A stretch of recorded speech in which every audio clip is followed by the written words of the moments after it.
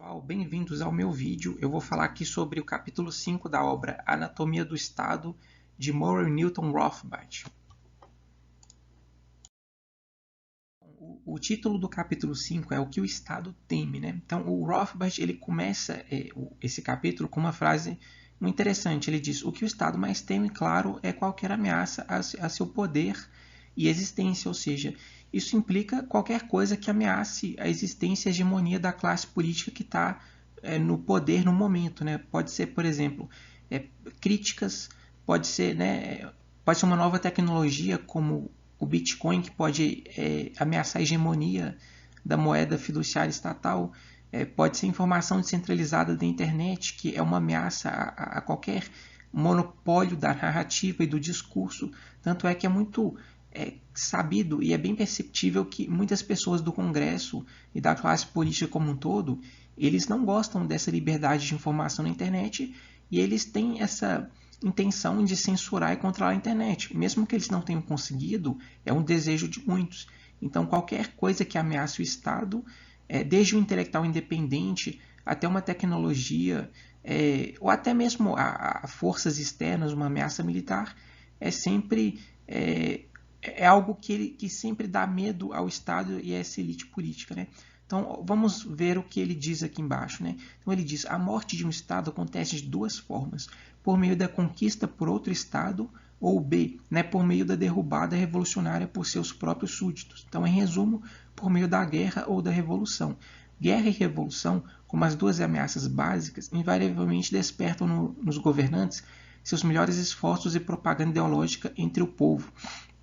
Então é o seguinte, primeiro a gente só tem que lembrar aqui que o Murray Rothbard ele escreveu esse livro provavelmente ou na década de 70, 80, alguma coisa assim, né? Já que ele morreu foi em 95, né? Na década de 90 ele já morreu, e ele não tinha acesso à internet como a gente tem hoje, não era uma tecnologia popular e acessível, e o Bitcoin também não. Claro que nos anos 90 já começou a surgir internet por aí, só que quando ele escreveu esse livro, eu tenho quase certeza que Bitcoin nem se fala, né? Porque de fato não tinha, mas a internet não era algo acessível e popular, então ele não tinha como citar esses exemplos, porque a internet representa uma arma, como eu já disse, é um rompimento com o monopólio da narrativa das grandes mídias e do discurso, e a internet de fato representa essa liberdade de informação, de conhecimento, e é onde as pessoas começam a discutir política, a aprender sobre política, sobre economia, se conscientizar e a criticar o sistema. Então a internet representa uma ferramenta que traz muita oportunidade para o avanço intelectual independente, né? Então essas são as ideias que o Rothbard traz sobre esse temor do Estado, né? Então vamos adiante. Então, qualquer caminho deve sempre ser utilizado a fim de mobilizar as pessoas a saírem em defesa do Estado, né? Na crença de que elas estão defendendo a si mesmas. Então, a falácia da ideia fica evidente quando se impõe o recrutamento àqueles que se recusam a se defender e que, portanto, são obrigados a entrar para a banda militar do Estado. Desnecessário dizer, a eles não é permitida nenhuma defesa contra essa atitude de seu próprio Estado, né? Então, assim, o Estado, quando ele está sendo atacado ou sendo ameaçado, seja por grupos armados, revolucionários ou uma ameaça externa, ele vai criar um discurso, uma propaganda de que as pessoas precisam se defender, como se esse Estado representasse de fato o povo e esse Estado-nação fosse a mesma coisa que a sociedade, ou seja, como se defender a sociedade, aliás, como se defender o governo e o Estado fosse a mesma coisa que defender a própria sociedade. Nem sempre é a sociedade em si que está sendo ameaçada.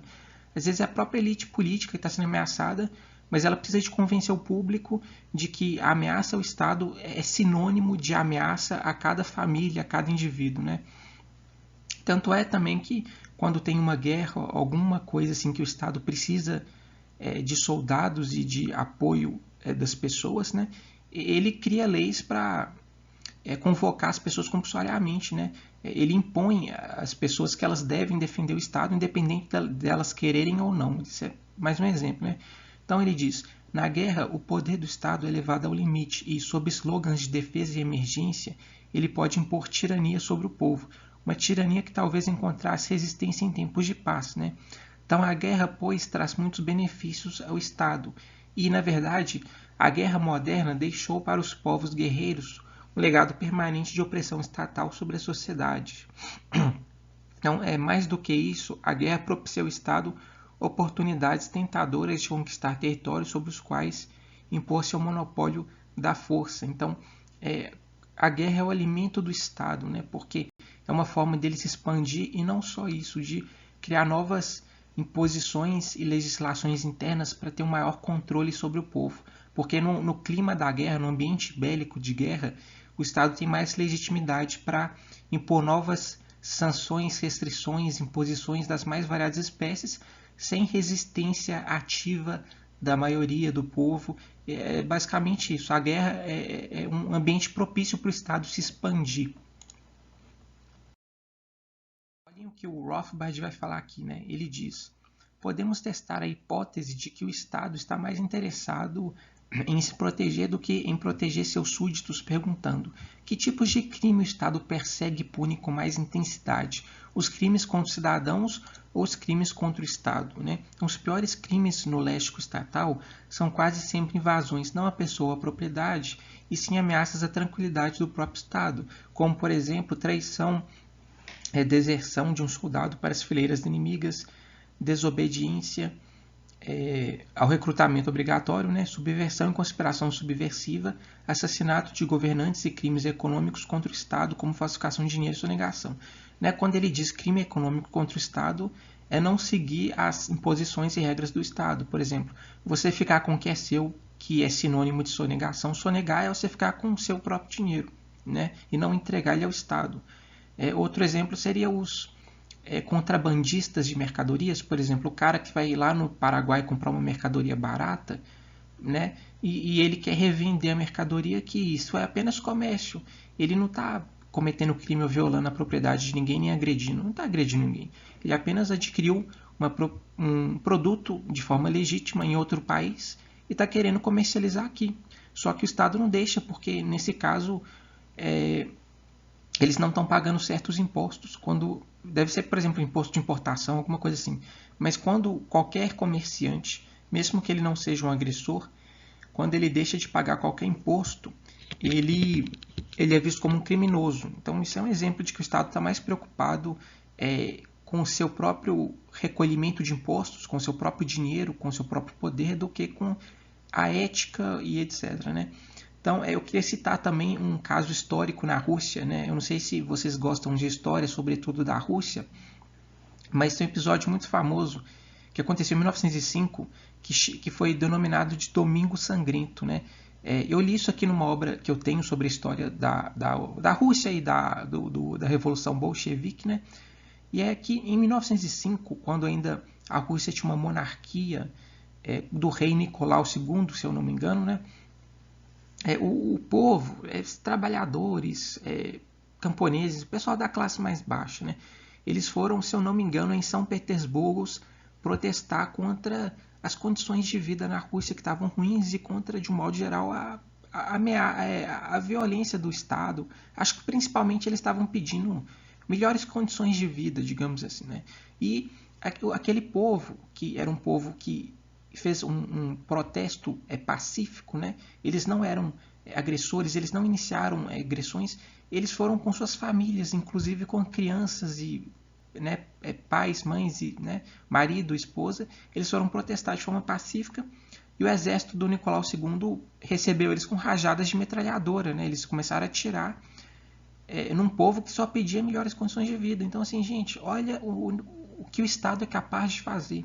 Quando pessoas fazem protestos e reivindicações pacíficas, o Estado ele chega ao ponto de mandar a polícia bater, matar essas pessoas e destruir a vida de famílias, simplesmente porque essas pessoas estavam reivindicando e pedindo uma melhor condição de vida. Então, assim, e isso só mostra que o Estado sempre esteve mais preocupado com seu próprio poder, controle com seu próprio dinheiro, com as suas imposições e por aí vai, né?